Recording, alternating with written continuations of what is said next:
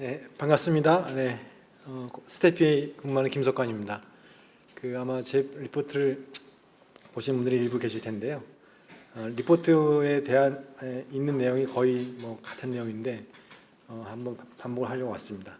근데 저는 오늘 온 게 사실은 이제 이 발표하러 온 것도 있지만 여러분들의 발표를 들으러 왔습니다. 사실 그래서 일부러 처음부터 두 번째 발표부터 들었는데요.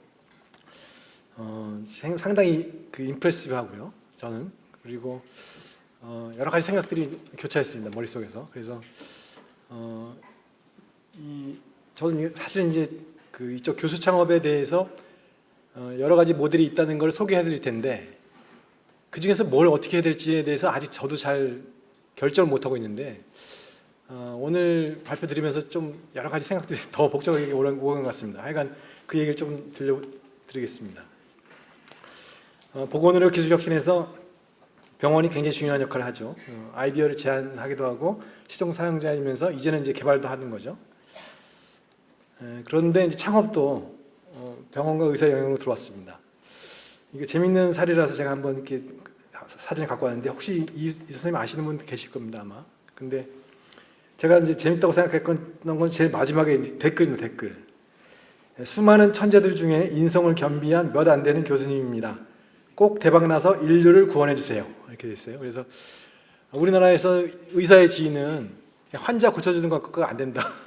의사한테 기대하는 기대 역할이라고 하는 게 기본적으로 인류 정도 구해야 되는 거 아닌가라는 생각이 들었습니다. 근데 하여간 여기서 볼 수 있듯이 가장 잘 뛰어난 실력에 있는 의사 선생님들께서 창업을 관심 보신다는 거죠. 그러면 병원에서 창업을 한다는 것은 어떤 의미일까요? 병원은 나름대로의 또 강점이 있습니다. 그걸 제가 해보니까 환자가 있다는 거고요. 그 다음에 의사가 있다는 거고, 인체와 질환에 대한 전체적인 이해를 갖고 있고, 최신의 약과 기기를 사용한 경험이 있는 의사가 있고, 현장의 니즈와 아이디어가 있죠. 또 계속 새로운 임상 현상을 계속해서 관찰합니다. 그래서 병원발 창업을 하게 되면 어떤 유익한 점이 있냐면, 장점이 있냐면, 의사가 주도하기 때문에 타겟 프로덕트 프로파일하고 인텐디드 유즈를 초기부터 굉장히 정확하게 정의할 수가 있습니다. 여러 사업 개발 성공 스토리를 들어보면 요 두 가지가 빠지지 않더라고요. 그러니까 타겟 프로덕트 프로파일을 잘 정의하는 게 중요하다고 하는데 의사 선생님이기 때문에 너무너무 잘 정의할 수 있겠죠. 그다음에 병원이 개발이 주체가 되어야 사업화가 용이한 그런 제품 영향이 있습니다. 예를 들면 카티 같은 거죠. 그다음에 의료기기 분야는 신뢰성의 악순환을 극복이 유리합니다. 그러니까 이건 중소기업 제품은 신뢰성이 부족해서 채택되지 못하고 채택이 안 되면 레퍼런스를 쌓지 못해서 또 신뢰성을 확보 못하는 이런 악순환이 있는데 의사 선생님께서 하시게 되면 이걸 악순환을 벗어날 수 있다는 거죠. 또 병원 관점에서 새로운 수익원이 될 수 있습니다. 병원에서 시작된 대표적인 혁신 사례 하나 말씀드리면 여러분 잘 아실 텐데요. 에밀리 화이트헤드라고 5살 때 이제 백혈병에 진단 받았는데 2년 동안의 치료 받고 계속 모든 약제에 반응하지 않아서 이제 포기한 상태였는데 칼 준의 초기 카티 연구자 임상에 참여해서 기적적으로 살아났다는 거죠. 그래서 매년 자기 살아있다고 이렇게 사진 찍어서 자기 홈페이지에 올리고 있습니다. 그러면 한국 병원에서 얼마나 창업이 이루어질까? 제가 2022년에 한번 전수조사를 해봤습니다. 상급 종합병원에 데이터가 있는 걸 다 이제 전화를 걸어서 확인해가지고 얼마나 되는지 한번 해봤는데 그래도 정확하진 않을 텐데 하여간 근접한 데이터를 만들었는데요. 상급 종합병원 출신의 의사, 그러니까 거기서 근무하시는 분들의 창업한 회사가 210개 정도 됩니다. 210개. 2016년에 다른 바이오 부문과 똑같이 제일 많이 창업을 했고요. 그 다음에 전체 의사 수를 나눠보니까 전문의 기준으로 하면 1.3% 정도 되고요. 전공의를 포함하면 0.9% 정도 됩니다. 보니까 세브란스가 제일 열심히 잘하고 있었고요. 근데 이거는 세브란스가 잘하고 있기도 하지만 데이터를 잘 관리하기 때문이기도 합니다. 그러니까 가장 정확한 데이터를 갖고 계셨어요. 그다음에 의료기기 헬스케어 분야가 주도를 했습니다. 창업기업 수를 보시면 약 파트는 이제 좀 적죠. 의료기기랑 진단, 헬스케어가 제일 많죠. 그런데 투자 유치액은 약이 제일 큽니다. 그럴 수밖에 없겠죠. 이 사진 안 찍으셔도 됩니다. 제가 블로그에 다 올려놨기 때문에 예, 저는 카피레프트라서요. 다 보실 수 있습니다. 그다음에 진료과별로 보면 이제 내과는 주로 내과와 기초교수는 제약적으로 하고 외과 쪽은 의료기 분야로 중심으로 창업을 하고 있었습니다. 자, 그래서 미국은 얼마나 하느냐 해서 한번 잘 이번에 찾아봤거든요. 그랬더니 하나 또 특이한 자료가 하나 있었어요. 매사추세츠주 사례만 놓고 전수조사를 한 사람이 있더라고요. 그래서 2017년 현재 기준으로 그때 그 주 면허를 가진 의사가 33,710명이었는데 이 사람들을 다 그 뉴 비즈니스 레지스트레이션 레코드를 다 찾은 거예요. 이 사람 이름이 여기 있는 걸 다 찾아가지고 2년 걸렸답니다. 2년. 맨날 이것만 한 것도 아닐 텐데 하여간 2년 걸려서 표 하나 만들었어요. 이 표를. 그래서 참 미국이 그런 오타쿠스러운 데가 있더라고요. 그래서 하여간 그 451명이 533개의 우리 말로 치면 기술 기반의 스타트업을 창업했습니다. 그 밑에는 이제 우리가 생각하는 그런 스타트업과 좀 다른 업종들이고요. 그래서 여기도 보니까 한 1.3% 됩니다. 그러니까 이제 미국하고 우리나라하고 의사 창업이 비율상 보면 비슷비슷하다 이렇게 볼 수가 있겠죠. 그런데 교수 창업 전반을 보면 우리가 엄청나게 많이 하고 있습니다. 절대수는 미국이 이제 스테디하게 변하지 않고 한 1,000건 정도 매년 하거든요. 근데 우리나라는 100건에서 지금 500건 가까이 올라왔습니다. 쭉 올라오고 밀고 올라오는데요. 이걸 이제 연구비 기준으로 노멀라이즈 하면 4배에서 5배 됩니다. 우리나라가. 그래서 교수 창업 전 세계 1위가 아닐까 저는 이렇게 생각하고 있습니다. 왜냐하면 겸직을 허용하는 나라가 그렇게 많지 않다고 제가 들었거든요. 제가 확인한 바는 미국은 뭐 안 되고 일본이나 유럽도 되는 나라가 거의 없을 것 같아요. 아마 확인을 아직 안 해봤는데 그래서 일단 산학협력단에 계신 분들은 그렇게 말씀하시더라고요. 그래서 겸직 허용이 되기 때문에 아마 이렇게 많이 하시는 것 같고 특히 최근에 올수록 이렇게 많이 하는 이유에 대해서 저도 궁금해요. 왜 그런지. 그런데 한 가지 이제 클로는 예전에는 이제 교수님들께 여쭤보면 창업 환경이 어떻습니까? 그러면 되게 안 좋아요. 막 너무너무 힘들어요. 그러는데 요즘은 제가 물어보면 창업 환경이 안 좋죠? 이렇게 물어보면 아니요, 너무 좋아요. 이런 대답이 되게 많습니다. 그래서 뭐 창업 공간도 주죠, 뭐 컨설팅도 해주죠. 너무너무 프로그램이 많다는 거예요. 그래서 미국 생태계하고 우리나라 생태계를 딱 비교했을 때 큰 차이는 미국은 정부가 별로 해주는 게 없고 벤처 캐피탈이 굉장히 많은 일을 합니다. 근데 우리나라는 정부가 그 일을 다 합니다. 다 해줘서 그 창업하기 너무너무 좋은 환경을 잘 만들어주고 있다는 거죠. 이 얘기는 이제 중기부 자리에 계실 때 해야 되는데 하여간 중기부가 역할을 크게 했다는 겁니다. 그래서 저도 한번 구글 제미나이한테 이 똑같은 제목을 물어봤어요. 근데 제미나이 물어보고 뭐 클로드 물어보고 챗GPT 물어봤는데 챗GPT는 별로 좋은 대답이 안 나는데 저는 이 대답이 거의 정답 같아요.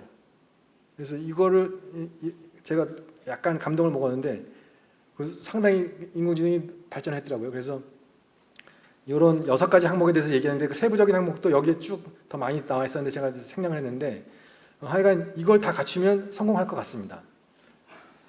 그래서 이걸 얘기하면 제가 이제 인공지능이 되기 때문에 그 말고 다른 얘기를 좀 하겠습니다. 이 4가지가 창업 여정에 문제가 된다라는 건데요. 경영 문제하고요. 그다음에 리스크 테이킹 하는 거하고 그다음에 병원과의 관계, 그다음에 엑시트 문제입니다.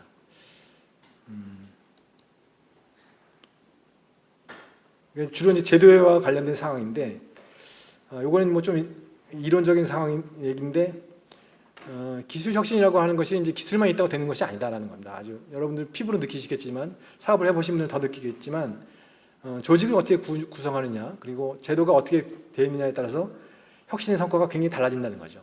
그래서 아주 비근한 예로 실리콘밸리가 왜 미국에만 있는가라는 질문을 던질 수가 있습니다. 유럽이나 일본이나 이런 데도 과학 수준이 딸리지 않는데 왜 실리콘밸리는 미국에만 있는가 이런 질문을 던질 수 있는 거죠. 그러니까 우리가 모르는 그러니까 숨쉬듯이 그냥 당연한 것을 생각하는 제도들이 굉장히 큰 차이를 만들어낸다는 겁니다. 그래서 경영과 관련해서 보시면 교수 의사 창업의 가장 어려운 문제는 경영자 찾는 겁니다. 일단 첫 번째 옵션은 창업자가 직접 CEO를 할 수 있죠. 저희가 겸직 제도가 있으니까. 이거는 이제 투자 뛰기 때문에 너무 과로가 심합니다. 제가 이런 비슷한 이 세미나 포럼을 딴 데서 한번 했었는데 그때 서울대 공대에서 어떤 교수님이 나오셔서 창업한 스토리를 막 얘기하셨어요. 근데 너무너무 성공하시고 그러셨는데 제가 깜짝 놀랐는데 2주 후에 주무시다가 돌연사 하신 걸로 이렇게 나왔어요. 그래서 저도 깜짝 놀랐습니다. 다른 이유가 없었는데, 그래서 너무너무 잘하시는 분이었고 딱 보면 공대 천재다라는 게 딱 느껴질 정도였어요. 그런데 너무너무 아까운 분이었고요. 그래서 여러분들 창업 좋지만 건강부터 생각하시라고 제가 말씀드리고 싶고, 특히 정신건강, 이 창업자들 너무너무 압박감을 느끼시기 때문에 특히 이제 뭐 신약하고 이제 펀드 받고 IPO하고 이럴 과정에서 너무너무 아까도 이제 그런 말씀하셨는데 건강이 최고다. 먼저 말씀드리고 싶고요. 그다음에 전혀 모르는 분야를 기초부터 배워야 한다는 거고요. 그다음에 제가 세 번째가 조금 전 중요하다고 생각하는데요. 연구자로서의 성장에 지장을 받거나 끝날 수 있다. 그러니까 알고 봤더니 노벨상 까매었는데 격기를 간 거죠. 아마 여러분도 주변에 많으실 겁니다 아마. 그래서 그다음에 동료 교수나 학생한테 미안한 일이 자주 생긴다는 거고요. 졸업한 제자를 CEO로 삼는 경우가 있는데 이때 이제 누가 대주주가 될 것인가가 조금 델리킷합니다. 톡 깨놓고 얘기해서 악셀러레이터나 우리 VC가 얘기하시는 거는 일을 제일 많이 하는 사람한테 대주주가 되게 하라. 이게 이제 원리거든요. 근데 쉽지 않죠. 교수님이 먼저 창업을 하셨을 때는. 그다음에 이제 외부 경력직 전문가를 영임할 때가 있는데요. 이런 말씀 하시더라고요. 세상엔 사기꾼이 많고 나는 상하탑 속에만 있었다. 세상의 쓴맛을 다 봤다. 이런 말씀 하시더라고요. 그래서 그러니까 전혀 신뢰관계가 없는 사람들끼리 있는 전제를 했을 때 CEO를 모시는 것이 얼마나 어려운가. 이것이 그래서 이런 지혜도 있더라고요. 그러니까 1, 2년간 경영자문만 하게 하고 그 다음에 좋다고 생각할 때는 수억 원 규모의 지분 투자를 하게 하는 것. 그래서 커미트먼트를 같이 해서 그렇게 경영자를 모시는 것이 좋다는 거 하는데요. 근데 뒤에 보시겠습니다만 이 모든 과정을 미국에서는 VC가 다 알아서 합니다. 그러니까 이제 전혀 신경 쓸 필요가 없죠. VC가 자기 신뢰관계가 있는 잘 아는 인적 네트워크 내에서 경영자를 모셔오기 때문에 이런 문제가 없다는 거죠. 리스크. 오늘 발표하시는 자료들은 주로 이제 신약이 아니기 때문에 이런 리스크가 좀 덜한데요. 이 신약 쪽은 이제 일상 진입 후에도 최종 성공까지가 9.6%밖에 안 된답니다. 그러니까 사실은 투자 관점에서는 전혀 투자할 곳이 안 되죠. 근데 그렇게 투자 안 하면 약이 안 나오고 약이 안 나오면 환자가 살아나지 못하지 않습니까? 그러니까 아까 에밀리 화이트헤드 같은 아이도 살 길이 없어지는 거죠. 그럼 이제 국가적으로 잘 봤을 때 어떻게 하든지 어떤 인센티브 구조를 만들든지 간에 어떤 제도를 만들든지 간에 이 9.6%의 어려운 확률 게임을 이길 수 있도록 조건을 만들어야 되는 거예요. 이게 이제 신약 개발의 큰 과제인데요. 근데 흥미롭게도 어쨌든 정부는 정부대로 노력을 하고 기업가는 기업가대로 노력하고 과학자들은 과학자대로 노력을 했는데 하여간 지금 약이 잘 나오고 있는 그런 시스템이 만들어진 거예요. 그래서 그 얘기는 조금 너무 길기 때문에 여기서 하지 않겠습니다만 하여간 리스크 테이킹을 굉장히 중요하다는 거고요. 그 다음에 실패했을 때 어떻게 할 것인가. 이걸 뭐라 그러죠? 아까 생각했었는데 해치하고 세컨드 플랜을 갖고 계셔야 됩니다. 나는 성공하겠지라고 생각하시면 안 되고 실패가 당연한 거라고 생각하셔야 된다는 거죠. 왜냐하면 여기 그래프 보시면 여기 이런 아주 유명하신 초기 교수 창업자들의 이 주가 동향입니다. 이게 끝까지 올라갔다가 다 망한 거죠. 지금 삼상 실패해가지고. 그래서 우리나라에서 초기 창업자들, 교수 창업자들 분 중에 실력도 좋으시고 인품도 훌륭하신데 삼상까지 밀어붙였다가 다 망하는 그런 케이스가 많이 있습니다. 그래서 이거를 어떻게 관리할 것이냐 굉장히 중요하다는 거죠. 바이오와 테크는 해결해야 할 문제가 다르다는 거예요. 테크하고 이제 바이오 똑같이 이제 벤처 캐피탈 펀드를 받고 하는데 바이오는 가장 기본적으로 신약 개발 쪽에는 기술적 위험이 있다는 거죠. 시장 위험은 뭐냐면 제품이 나오는데 제품이 실량이 팔릴지 안 팔릴지 모른다는 그런 뜻이고요. 기술적 위험은 제품 자체가 안 나올 수도 있다는 겁니다. 이거는 너무너무 불확실한 위험인 거죠. 그래서 이제 미국은 우리와 다른 기업주 비교적으로 1번과 2번 문제를 해결하고 있다는 겁니다. 우리는 다 창업자가 리스크 테이킹하고 대주주가 되고 CEO를 하는 그런 모델이어서 우리가 정부가 휴겸직 제도를 활용하죠. 근데 미국은 이렇게 안 하고 기본적으로 대학 교수가 C레벨의 상임직 겸직을 하도록 허용하는 대학이 굉장히 드뭅니다. 드물고 허용하더라도 일주일에 하루만 활동할 수 있도록 허용합니다. 그래서 사실상 미국은 어떻게 되어 있냐면 VC가 주도해서 VC가 대주주가 되고 기업을 다 꾸리고요. 그 다음에 교수님은 파운더 앤 어드바이저라고 해서 타이틀만 갖고 비상임직으로서 소수 지분만 갖게 됩니다. 그러니까 한 5%, 3% 지분을 받고 기술을 넘겨주고 기술을 VC가 다 개발하는 거죠. 그러니까 사실상 교수 창업이라기보다는 VC 주도 창업에 교수가 기술을 이전하는 정도 이렇게 볼 수가 있는 거죠. 이렇게 되면 장점이 뭐냐면 모든 교수가 창업할 수 있고 리스크 테이킹 안 할 수 있고 그 다음에 교수는 자기 연구를 계속 할 수 있는 거죠. 그래서 이게 지배적인 모델이라는 거고요. 그래서 최근에 어떤 얘기를 들었냐면 버클리의 아마 UC 버클리겠죠. UC 버클리의 보건대학원의 원장이 한국을 방문해서 바로 지난주 얘기입니다. 그 고대를 방문하고 왔는데 고대에서 교수들 중에 연구를 해서 좋은 IP가 나오면 이걸 창업을 한다라고 이렇게 굉장히 그 자랑스럽게 얘기를 하시더라는 거예요. 근데 본인이 보기에 너무너무 이상했다 그게. 예. 미국의 교수들은 테니어 받으려면 아주 너무너무 어렵고 논문 쓰느라고 정신이 없고 그렇게 테니어 받은 다음에 창업해서 성공하는 사람도 굉장히 드물기 때문에 교수들은 미국인 기본적으로 창업에 대해서 그렇게 생각하지 않고 학교도 그렇게 강요하지 않는다. 근데 우리나라는 굉장히 다르다, 이상하다라는 얘기를 중기부 국장한테 했다는 거죠. 그래서 그 중기부 국장한테 제가 들었는데요. 그 분위기가 굉장히 다르다는 겁니다. 그래서 교수 창업제도를 보면 대부분 이걸 엄격하게 다루기 때문에 겸직을 허용하지 않고요. 스탠퍼드 창업 규정이 스탠다드한데요. 회사에서는 자문 역할만 담당하고 경영상의 책임을 지는 역할을 담당할 수 없다. 그리고 자문역은 일주일에 하루 정도, 쿼터당 13일이니까 하루밖에 안 된다는 거죠. 그리고 학생을 고용해서도 안 되고 학내 설비를 써도 안 된다. 그러니까 창업을 할 수 있지만 절대 학내에서 해서는 안 되고 나가서 해야 된다 이런 거죠. 엄격하게 분리를 하고 있습니다. 그래서 주로 스타트업 직원은 이렇게 컨설턴트나 자문만 한다는 거고요. 대표적인 예가 이제 우리 아시는 모더나의 창업자 밥 랭어 MIT 학원과 교수인데요. 3% 지분을 갖고 있습니다. 이것도 굉장히 많은 겁니다. 그러니까 IPO 후 지나서 한참 지난 한 상태에서 3%면 아마 창업 때 한 20% 정도 가졌을 것 같은데 그 다음에 13개나 지금 매각하고 40개 이상의 창업을 했는데요. 현재 주식은 대부분의 재산은 다 모더나 재산밖에 없고요. 이분이 이제 인터뷰를 했는데 자기는 계속 창업할 때 CEO 하지 않았고 계속 자문 역할만 했고 VC가 다 주도해서 했고 VC가 CEO를 데려와서 했다. 그래서 어떤 CEO를 데려서 하느냐가 굉장히 중요하다라고 얘기를 했던 거죠. 그래서 13개 이상의 엑시트를 했는데 지금 포브스 재산 순위에 올라와 있거든요. 부호 순위에 올라와 있는데 그 재산이 모더나 주식이 다예요. 그러니까 13개의 엑시트를 했지만 큰 돈을 못 벌었다고 볼 수가 있는 거죠. 그래서 미국 스타트의 일반적인 지분 구조를 보면 시간이 벌써 다 됐네요. 근데 이렇게 되고요. 빨리 넘어가겠습니다. 그래서 미국은 기본적으로 주주자본주의면서 이사회 중심 경영이 정착되어 있습니다. 가장 큰 차이가 미국은 이사회 중심 경영이고요. 전형적인 이사회 구성이 이렇게 됩니다.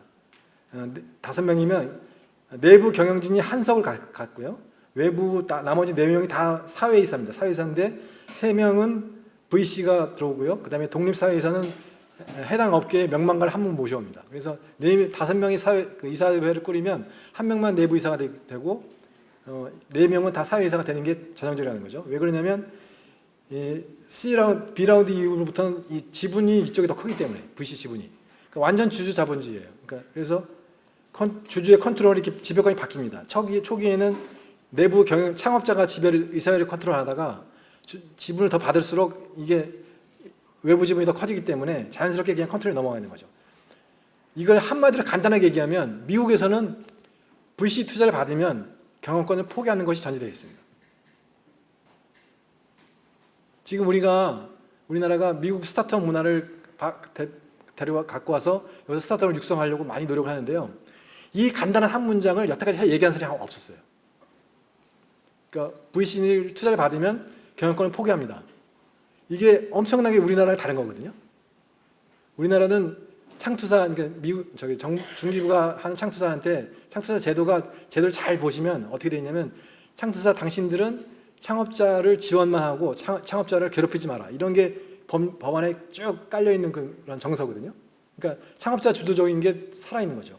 그래서 미국과 우리나라가 굉장히 다르다는 거고요. 벤처캐피탈 경영자모가 스타트업의 성공을 가능성을 높인다는 증거가 여기 이제 이런 논문이 있는데요. 재미있는 논문인데 좀 시간이 지났으면 좀 설명드리겠습니다. 창업자로서 성공하고 나서 VC로 들어온 사람이 있고, 그러니까 창업을 해보지 않은 그냥 일반 VC가 있고, 창업자로 실패하고 나서 VC가 된 사람 세 그룹을 전수조사를 해서 성공률을 조사해 봤더니 이렇게 깔끔하게 줄이 섰습니다. 창업자로서 성공해본 사람이 VC가 됐을 때가 제일 성과가 좋고, 그냥 VC가 된 사람이 중간, 창업자로서 실패해본 사람이 VC가 됐을 때가 제일 성과가 안 좋더라라는 게 이제 하버드 대학의 교수 연구거든요. 그러니까 해석하기를 첫 번째, 창업자로서 성공하고 VC가 된 사람들은 첫째, 딜 메이킹이 좋다. 그러니까 아주 좋은 기업, 뭐 좋은 대학 배경의 창업자가 하는 기업 이런 데에 투자를 했다는 거고, 두 번째는 자기의 밸류업 그 효과가 컸다. 그러니까 직접 이사에 들어가서 경영을 해줌으로써, 자문을 해줌으로써 그 성공 가능성을 높였다는 거죠.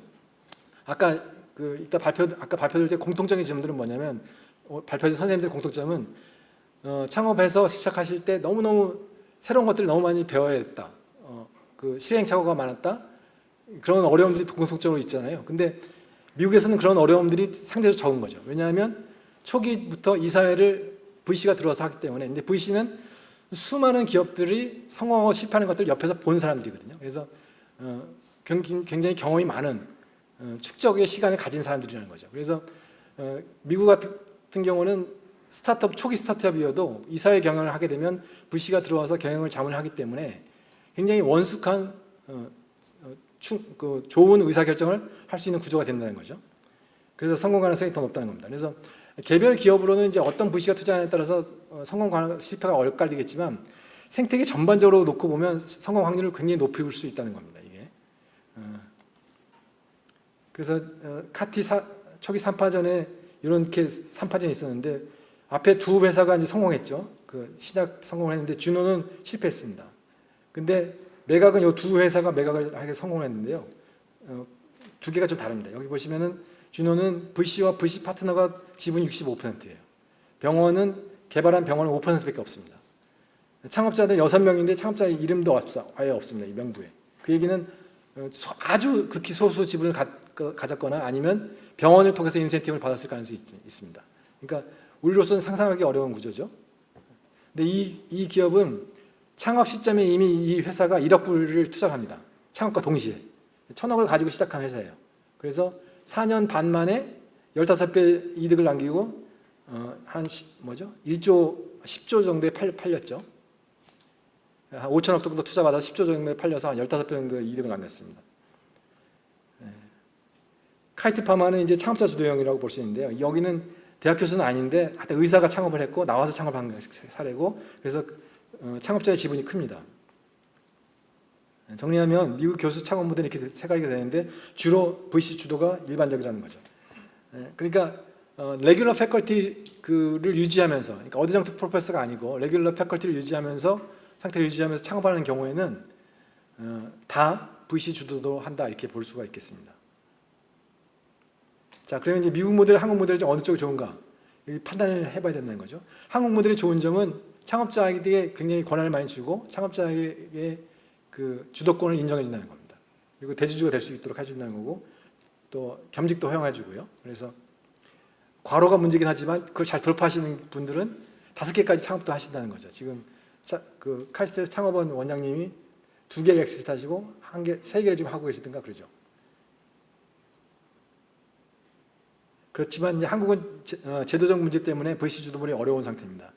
첫째, 창투자가 경영지배 목적 투자를 못하게 돼 있고요. 그다음에 더 중요한 이유는 미국의 VC가 하는 방식이 어떻게 되냐면 투자해서 창업을 한 다음에 CEO를 갖다가 엔트러프레너 인 레지던스를 해서 초빙 기업가를 모셔옵니다. 그래서 스톡옵션을 두둑하게 주고 CEO를 하게 하는 거죠. 근데 이 CEO는 괜히 모르는 사람을 데려오게 한 게 아니라 자기 인적 네트워크 안에서 같이 일하던 사람을 신뢰할 만한 사람을 데려오기 때문에 주로 이제 바이오 스타트업이나 제약회사에서 10년, 20년 이상 일했던 40대 후반, 50대 초반 정도의 굉장히 역량 있는 CEO를 모셔올 수 있다는 거고, 그런 CEO감이 굉장히 많다는 겁니다. 미국에는. 왜냐하면 생태계에 연륜이 쌓였기 때문에. 근데 우리나라는 생태계 연륜이 아직 안 쌓여서 그런 CEO 역할을 해줄 사람이 많지 않다는 거죠. 그래서 교수님들이 그런 CEO를 모셔오려고 할 때도 사람이 없어요. 사람이 없고 너무 어렵다는 겁니다. 죄송합니다. 10분이나 되네요. 그래서 병원과의 관계는 제가 다 조사해 보니까 법인 형태와 근거 법령이 다르고 창업 지원 전담 조직과 수익 전유 가능성이 모두 다릅니다.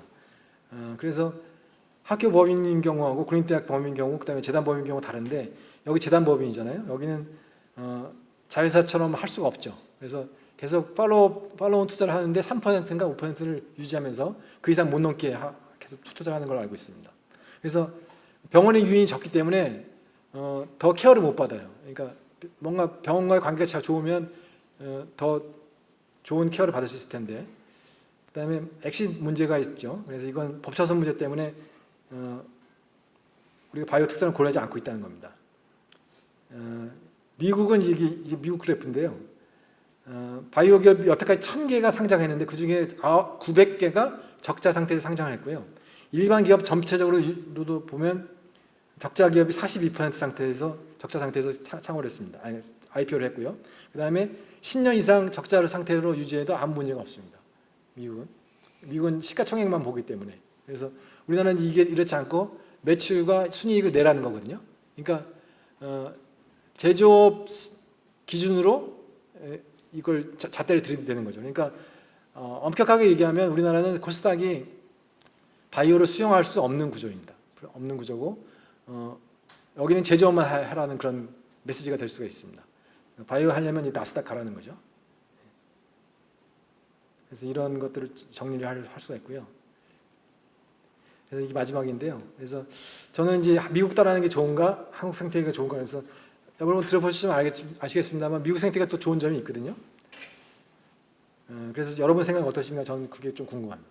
그래서 이 슬라이드의 제목이 한국 생태계에서 병원 창업이 성공하려면이라는 게 제목인데, 그 끝에가 성공하려면 이렇게 하세요라는 뜻이 아니고요.